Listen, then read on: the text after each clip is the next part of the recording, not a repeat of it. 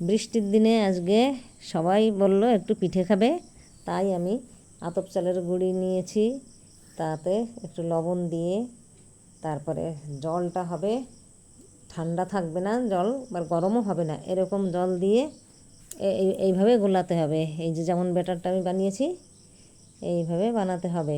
তারপরে ছাঁচে দিয়ে প্রথমে দেখে নিচ্ছি কেমন পিঠেটা হয়, ভিজবে কি না।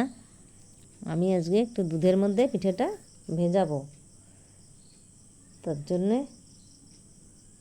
কাঠের জালে আমি পিঠে বানাই। কাঠের জালে ভালো হয়, মাটির ছাঁচ, এই ছাঁচে এরকমভাবে পিঠেটা খুব সুন্দর হয়।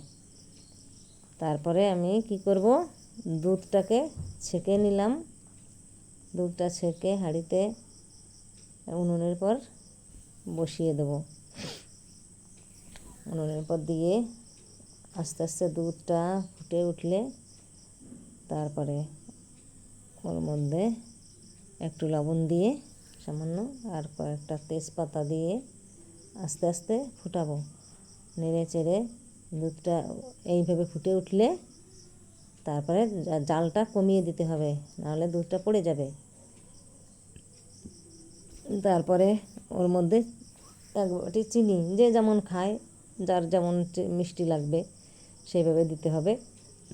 তো কয়েকটা দু তিনটে এলাচ দানা দিয়ে এর মধ্যে খানিকক্ষণ ফুটিয়ে তারপরে ওই দুধের হাঁড়িটাকে নামিয়ে রাখবো। এবার আবার সেই পিঠের ছাঁচটা তুলে দিলাম উনুনের মধ্যে উপর। পিঠেটা বানানোর সময় খুব জোরে জাল দিতে হয় না, খুব জোরে আঁচটা বেশি জোর হলে পরে আবার পিঠে হয় না। এই পিঠেটা বানাতে একটু পিঠে কম।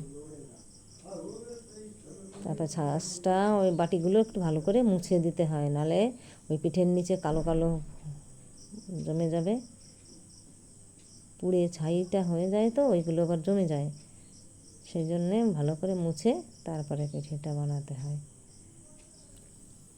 এবারে পিঠেটা বানিয়ে ঢেকে দেবো, ঢেকে দিয়ে তারপরে আবার খানিকক্ষণ বুঝতে পারবে সাইড দিয়ে যখন একটু ধোঁয়া বেরোবে ঢাকনার পাশ দিয়ে, তখন জানতে হবে যে পিঠেটা হয়ে গেছে। তারপরে ওই পিঠেটা তুলে এইভাবে সেই দুধের মধ্যে, গরম দুধের মধ্যে একে একে দিতে হবে। যে যতগুলো ভেজাবে একটু ঝোল ঝোল থাকবে, সেই জন্যে অল্প পরিমাণে দেওয়াই ভালো, নাহলে সকালবেলা ওই পিঠেতে তারপর একটুও রস পাওয়া যায় না। এইভাবে পিঠেটা এই দেখেছো কী নরম, কী সুন্দর হয়েছে এই পিঠেটা, এইগুলো গলে একেবারে ভিজে যায় এরকম পিঠে। তারপরে সেই পিঠেগুলোরে ভেজিয়ে এইভাবে এক এক করে দুধের মধ্যে পরপর দিয়ে তারপরে রাত্রে সারা রাত থাকবে। সন্ধ্যার সময় আমি বানিয়েছি, সারা রাত ভিজেছে, এই সকালবেলা দেখো ডবল হয়ে গেছে এক একটা পিঠে, যতটুকু দিয়েছিলাম তার থেকে ডবল দ্বিগুণ হয়ে গেছে পিঠেটা। আর ভিজে একেবারে এই যে নিচের পেটটা আর এই যে উপর পাশ ঘুরিয়ে নিয়েছি। এইবার দেখো